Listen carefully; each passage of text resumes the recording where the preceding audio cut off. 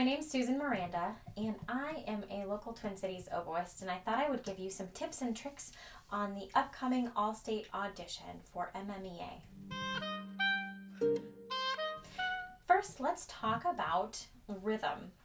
So there's a few things to kind of take note of, and the first is there's a significant amount of dotted rhythms. So just really pay attention and make sure with the dotted 16ths that your dot is held for 3/16, and then you add on the fourth. And then when you have a dotted quarter note, make sure to do that in a similar manner and paying attention to the length. It will help if you use a metronome with quarter notes. And maybe even 16th notes to kind of break up the dotted 16th rhythm.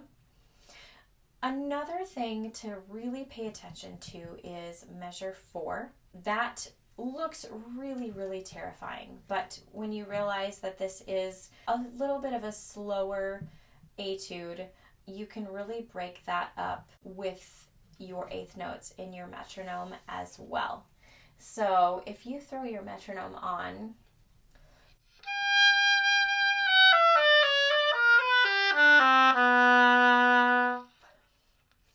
and then I would just gradually speed that up.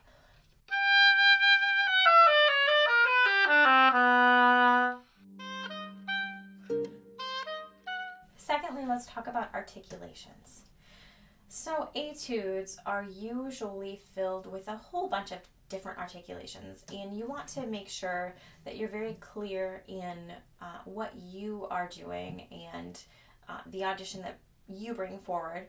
So specifically the trill spot in measure 3, I have always found that a little bit interesting because you do tongue that grace note.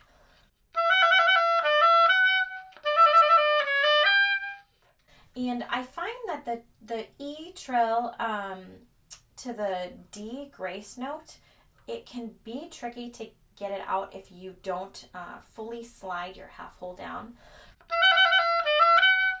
So you need to slide the half hole and simultaneously tongue that grace note.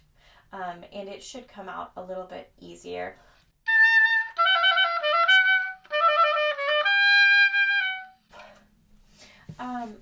Another articulation thing to discuss is the very end where you have that sextuplet, and most of them are staccato. That is the only place in this etude that you have that articulation, so really bring that out.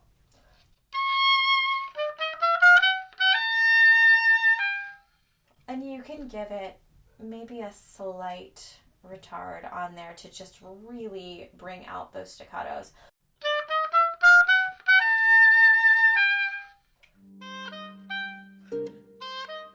Thirdly, let's talk about something that's a little bit of a stylistic piece in measure 11 and 12. So if you see specifically in measure 11, you're always landing back on that D.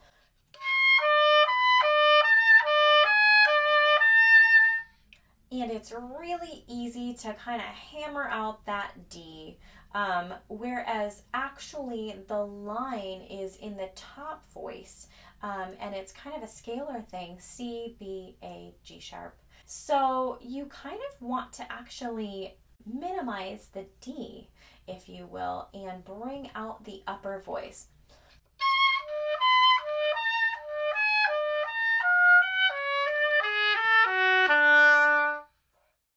Then you really hear that scale going downward, but the D is just kind of that consistent drone.